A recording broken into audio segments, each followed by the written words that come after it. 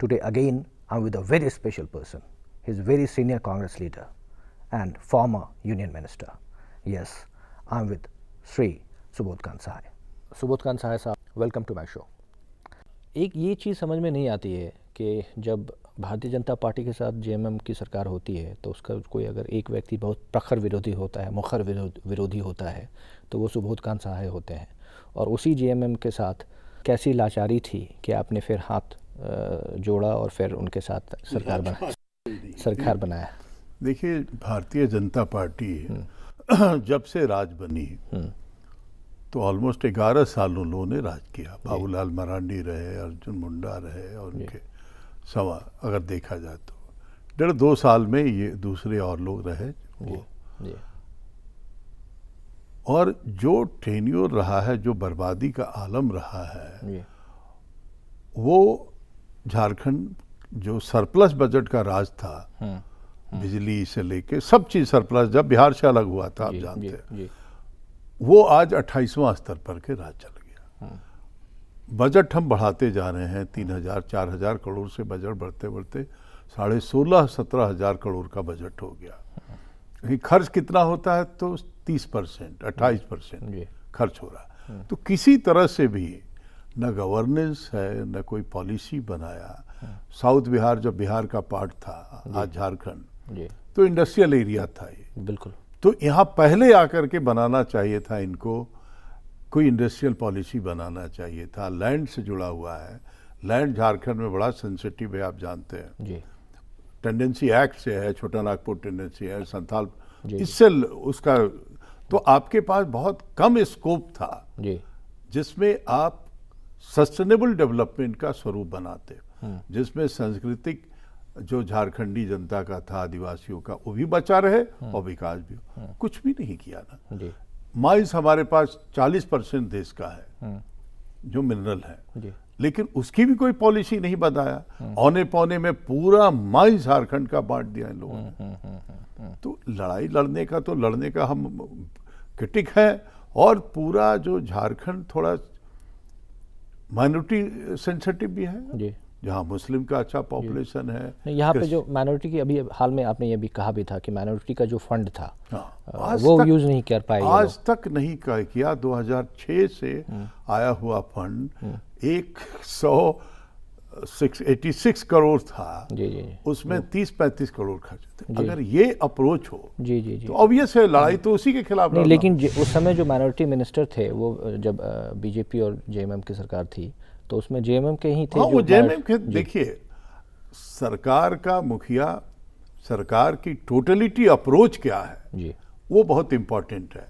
Policy उनकी नहीं थी कोई कि वहाँ कोई एजुकेशन माइनॉरिटीज का कोई मदरसा हो, कोई माइनॉरिटीज का जो क्रिश्चियन ट्राइबल लोगों का कोई इंस्टीट्यूशन हो, इस सब चीज पे कोई है ही नहीं है।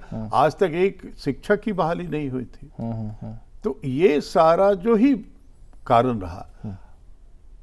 2010 के चुनाव में हम लोगों ने सरकार नहीं बनाया, जेएमएम हम लोगों के साथ आना चाहता था, लेकिन हम लोगों ने नहीं बनाया।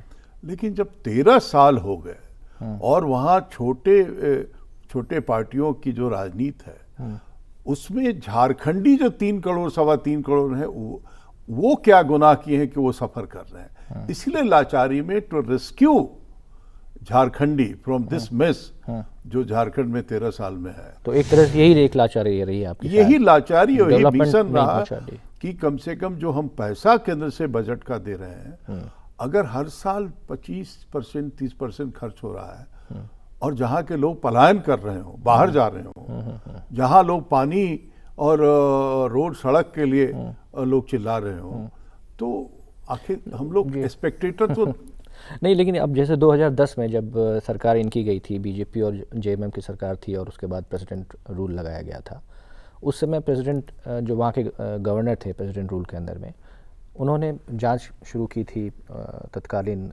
भाजपा और जेएमएम सरकार के कुछ कार्यकलापों को लेकर के, और उसका आपने स्वागत किया था। आपने ये भी कहा था कि झारखंड मुक्ति मोर्चा और भाजपा की जो सरकार है वो बहुत ही भ्रष्ट सरकार है, और उसी में का एक घटक जेएमएम आज आपके साथ है।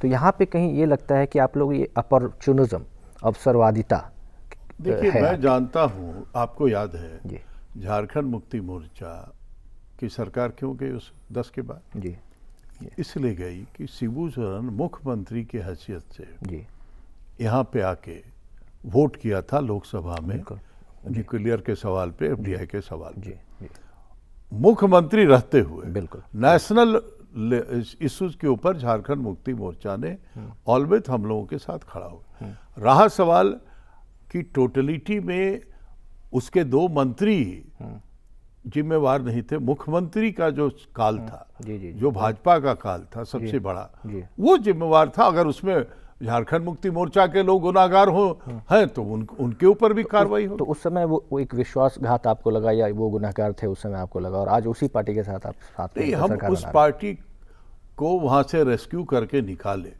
अच्छा क्योंकि देखिए उनका टेम्परामेंटली उस पार्टी के साथ नहीं था। अच्छा क्योंकि निकुली जब आप नंबर के गेम में आप आते हैं जी तो या तो हमारे पास हमारे साथ कोई जुटे तब सरकार बनेगी, या भाजपा के साथ जुटे। 13 बरस हम लोग कुछ इस तरह की सरकार बनाने के लिए कोई उत्सुक नहीं थे, कोई प्रयास नहीं किया।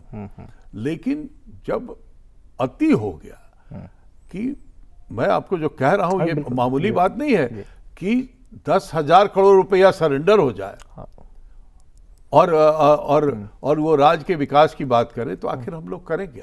Before going further, it's time to watch a special report on Sri Subodh Kant Sahai.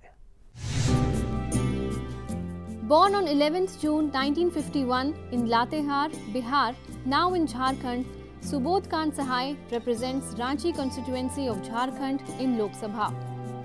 He did his BSc from AN College, Patna and LLB from Ranchi University and was actively involved in the non-aligned student and youth organization. Sahai has served as Minister of State with independent charge for food processing industries in UPA 1 and was elevated to cabinet rank holding the same food processing industries portfolio in UPA 2. He was the cabinet minister for tourism till 28 October 2012. Subodh Kant Sahai is married to Rekha Sahai, a famous theatre personality. They have a daughter named Yashaswini Sahai. Bureau Report, Lok Sabha Television. Subodh जी, अभी हाल में ही आपने कहा कि block development officers जो हैं वो वहाँ काम नहीं कर पा रहे हैं, नहीं कर रहे हैं, इसलिए जो डेवलपमेंटल वर्क है वो नहीं हो पा रहा है। तो आप ये एक तरफ पिछली सरकार के लिए आप कहते हैं पिछली सरकार काम करने वाली नहीं थी, आज आपकी सरकार है और आप डेवलपमेंट नहीं हो पा रहा है, तो आप कह रहे हैं कि देखिए हमारी सरकार तो ये बनी है, ये जुम्मा 8 दिन भी पूरा नहीं हुआ, अभी पूरा मंत्रिमंडल भी उनका नहीं बना जी।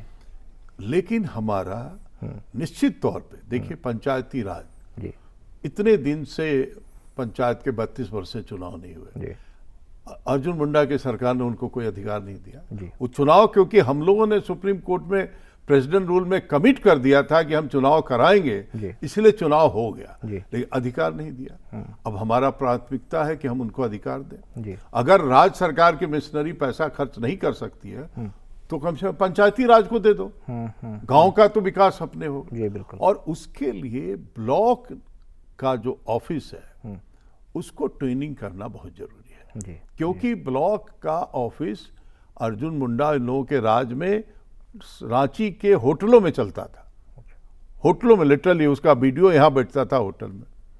तो जहाँ इतना एक ब्लॉक होता है वही एक समन्वय स्थापित करता है ग्रामीण, और 90% काम ग्रामीण का जो है ब्लॉक लेवल का होता है, जो कार्यालय नहीं फंक्शन करने के चलते फ्रस्ट्रेशन होता है। जी जी।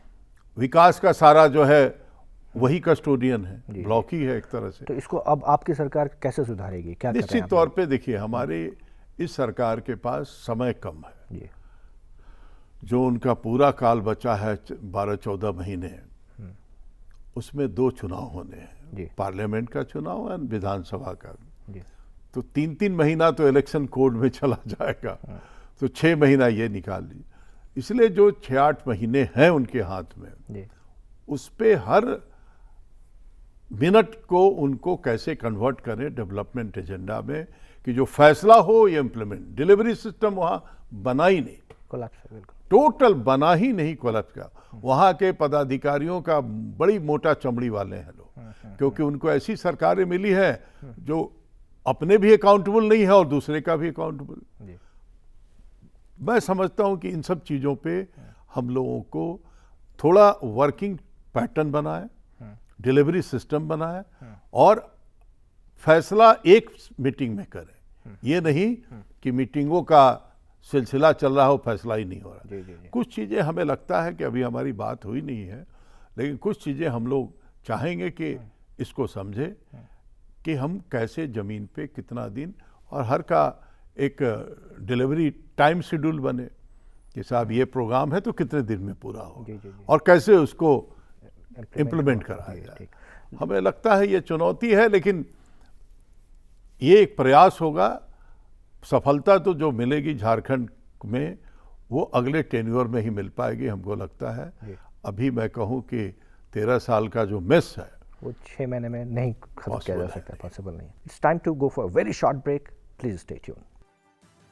जब राज्य का बंटवारा होता है, जब छोटे राज्य बनाए जाते हैं, बड़े राज्य को तोड़ करके छोटा किया जाता है, तो उसका जो कॉन्सेप्ट ये है कि डेवलपमेंटल प्रोसेस जो है वो फास्ट होगा। भागीदारी का जो सेंस था राज बनने के पीछे कि हमार सोन चिड़ैया होगा, वैसे ही था कि झारखंड, उसमें जो निराशा मिला। छोटे राज्य जो बन रहे हैं वो इसी तरह के पॉलिटिकल प्रेशर के कारण बन रहे हैं। क्षेत्रीय पार्टियां के नेता उस किसी एक सवाल पर इमर्ज होते हैं। जी बिल्कुल बिल्कुल। उस वक्त उनके पास राष्ट्रीय सवाल नहीं होता है। बिल्कुल जी। और अगर उनके हाथ में सत्ता चली गई तो आप कैसे समझते हैं कि हर वो सवाल पे वो जानकार हो। झारखंड से सिर्फ एक सांसद है और वो अब आज मंत्री भी नहीं है। पॉलिटिकल गठबंधन करा दिया, बोनस में सरकार मिल गई, हम लोगों को ब्रीदिंग टाइम मिल गया।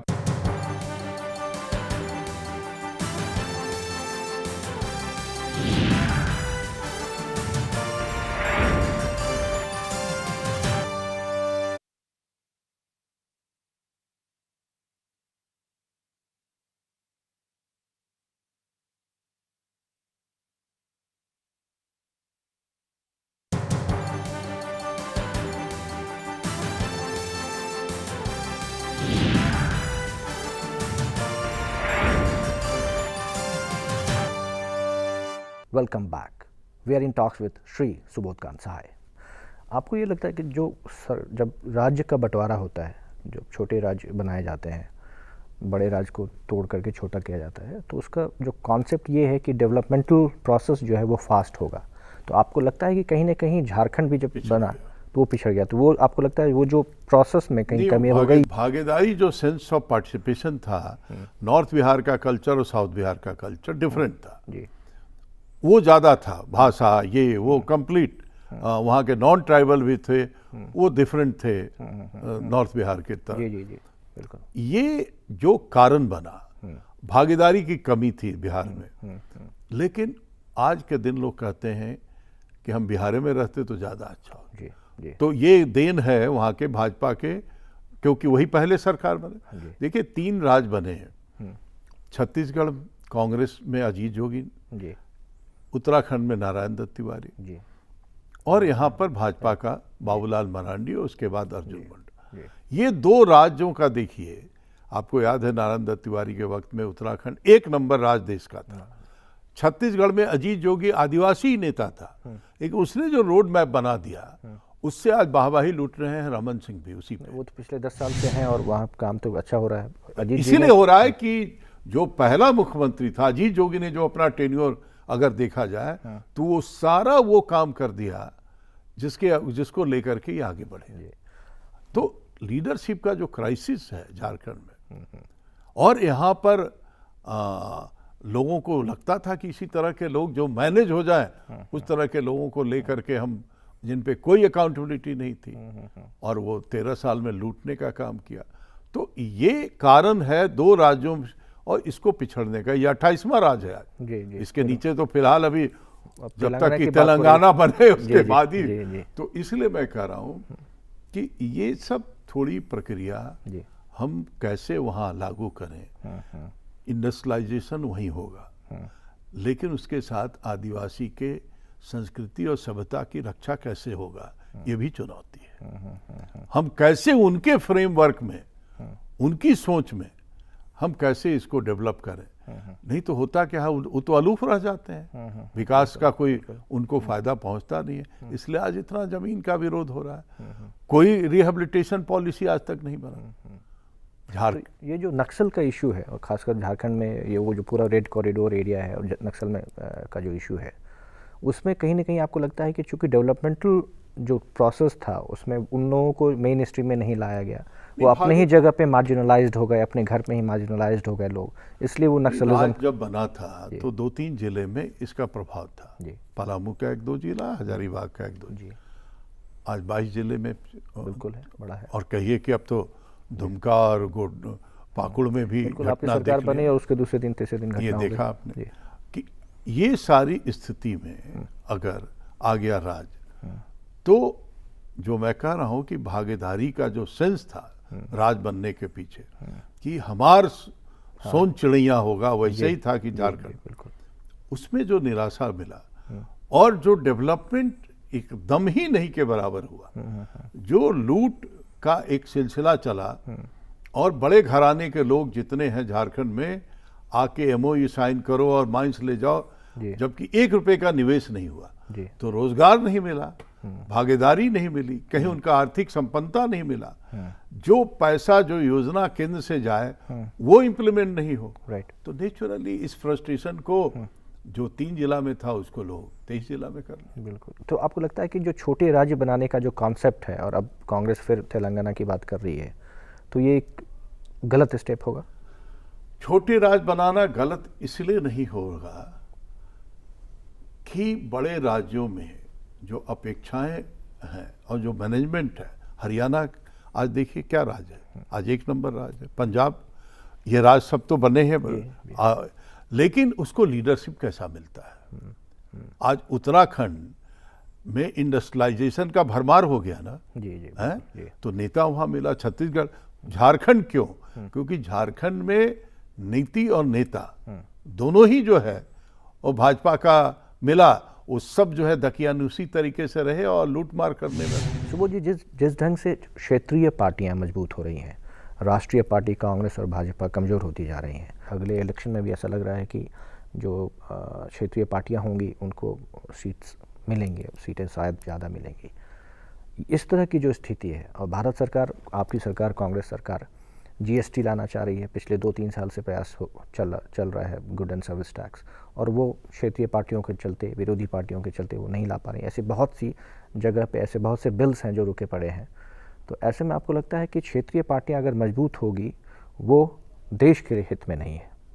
नहीं, मैं ये नहीं मानता हूँ। ये सही है कि क्षेत्रीय पार्टियों को, जो राष्ट्रीय पार्टियां हैं उनके साथ भागीदारी बनाए, उनके साथ जो राष्ट्रीय महत्व की योजनाएं हैं उन पे सहमति बनाए।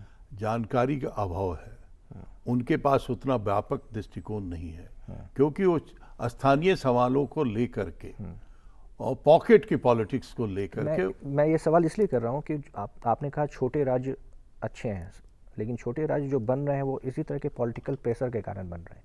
पॉलिटिकल प्रेशर के कारण बन रहे हैं, बहुत से ऐतिहासिक कारण भी है कि जब अभी तो राज्य और ब्लॉक के बाद जिला बनने का जो सिलसिला होता है, पॉलिटिकल भी कुछ चीज़ें होती हैं कि कमिटमेंट हम करते हैं, लेकिन नॉर्थ ईस्ट अगर बटा नहीं होता तो एक आप समझते हैं कि नॉर्थ ईस्ट आज कहाँ रहता। हाँ, बिल्कुल। तो इसीलिए मेरा मानना है कि जो चीज़ें अगर एडमिनिस्ट्रेटिव सेटअप अच्छा हो जाए तो छत्तीसगढ़ उत्तराखंड की तरह बन सकता है ये भी।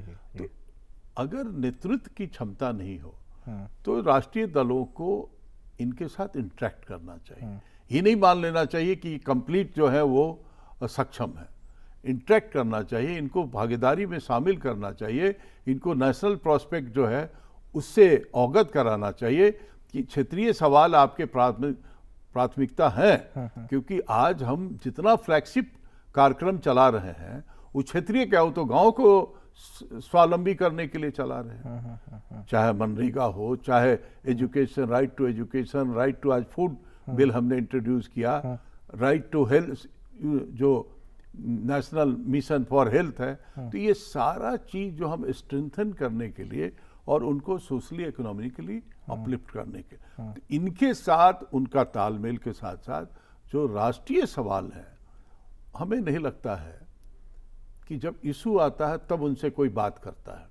उनको पहले से जिसको कहा जाता है कि उसके साथ कन्वर्स करके लोगों को मेंटली तैयार कराना चाहिए, वो हमारे यहाँ नहीं होता है।